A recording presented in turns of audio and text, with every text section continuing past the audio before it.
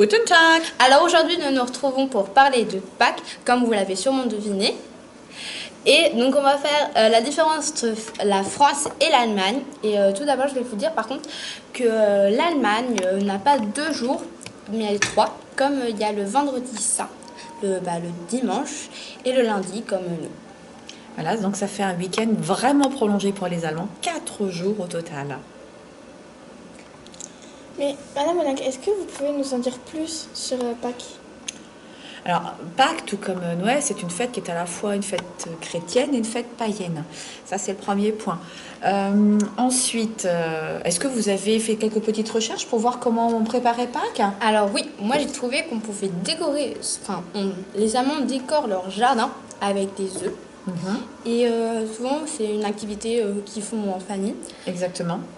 Ils font aussi avec, ils peuvent faire avec des boules en polystyrène, du carton, ou des fois ils font tout simplement, ils vident un œuf et le décorent, tout simplement avec de la peinture, des choses. Voilà, c'est vrai, très juste. Alors, les Allemands vont décorer à la fois leur jardin et leur intérieur. Alors, quand on parle de leur jardin, en fait, ce qu'ils vont faire, c'est qu'ils vont accrocher des œufs décorés dans un arbre ou un arbuste. On peut retrouver ce type de décoration également dans les centres-villes. On voit notamment de très jolies fontaines complètement décorées avec des œufs. Comme également Noël. Voilà, c'est ça. Parce que pour les Allemands, toutes ces fêtes sont des fêtes extrêmement importantes et les Allemands sont très très attachés à leur tradition.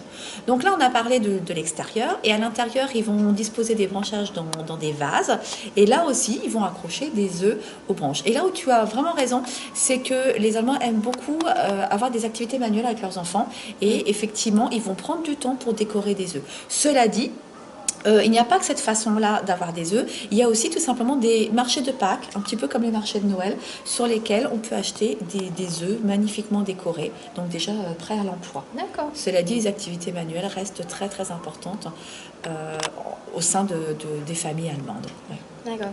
Et Noémie, tu voulais pas dire un truc sur le plaisir des chocolats? Chocolat. Lecker. Alors, qu'est-ce que tu voulais nous dire sur les chocolats? Qu'est-ce qui va se passer le dimanche? Exactement comme en France, parce que tu parlais tout à l'heure de différences, mais il n'y a pas que des différences. Hein. Oui, quand on compare deux pays, il faut pointer à la fois les similitudes, c'est-à-dire les ressemblances, et les différences. Donc, toi, tu as pointé une différence pour ce qui est du vendredi saint, qui est férié. Toi, par contre, tu as pointé une ressemblance. Qu'est-ce qui se passe le dimanche? Les enfants adorent. Enfin, on cherche les œufs. Voilà, on appelle la ça chasse comment? aux œufs. La chasse, bien sûr, la chasse à l'œuf. Et sinon, vous savez comment on dit la chasse aux œufs en allemand? T'as l'intention de me poser encore beaucoup de cols comme ça? Non, Bah ouais, hein. on appelle ça simplement Ostereier suchen. Et au fait, comment souhaitons de joyeuses Pâques? Frohe Ostern. Exactement, tout à fait. Et Noël, c'était comment déjà pour souhaiter un joyeux Noël? Mon tour de vous poser des cols. Pas mal, mais il manque le mot frohe. Frohe Weihnachten. Effectivement. Donc, les deux expressions ont un mot en commun, c'est le mot frohe. Donc, pour être sérieux, effectivement, pour parler de la chasse à l'œuf, on parle simplement de chercher les œufs. Donc, c'est Eiersuchen. Ostereiersuchen. Et une chose qu'on a oublié de dire, c'est que les Allemands disposent également des petits nids dans les jardins avec les œufs dedans. Voilà. Et on va passer en fait au TBI pour vous faire voir quelques images. Vous allez voir. Donc, comme vous l'avons dit tout à l'heure, on décore ici le jardin avec tous des œufs dans les arbres et les arbustes. Voilà, il y en a là. Et comme on a dit aussi tout à l'heure, ça sera aussi dans la maison. Les petits arbustes là, donc on met plein d'œufs sur les branches. Et maintenant, passons au plat. Alors, il n'y a pas vraiment de plat typique pour le dimanche de Pâques, même si beaucoup de familles, effectivement, vont déguster de l'agneau. Par contre, l'après-midi, au moment du fameux café Kuchen, c'est-à-dire le goûter, Kuchen désigne le gâteau, d'accord?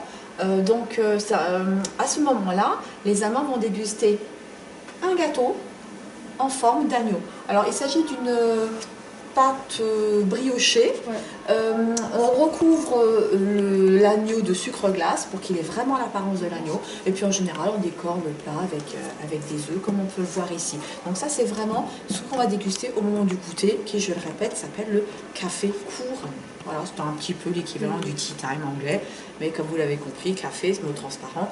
On voit en règle générale un bon petit café accompagné d'un morceau de gâteau. Donc en fait, le jour de Pâques, on met plein d'œufs. Partout. Au plat, dans les jardins et même dans la maison. Et dans les villes aussi ou pas? Oui, tout à fait. Beaucoup de fontaines sont décorées avec des œufs. Oui, les centres-villes sont très richement décorés. Un petit peu comme au moment de Noël finalement. Dis-moi Noémie, qui apporte les œufs de Pâques?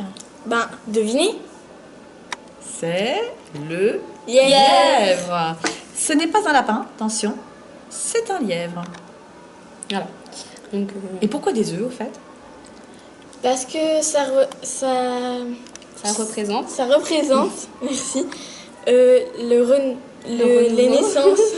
le renouveau avec le printemps. Voilà. Donc le renouveau, tu veux dire, oui, c'est un symbole de printemps, c'est-à-dire la nature qui renaît, qui revit, etc. Oui, symbole de vie. Ça.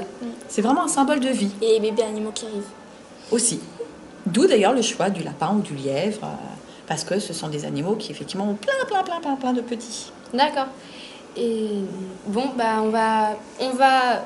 C'est la fin de cette vidéo.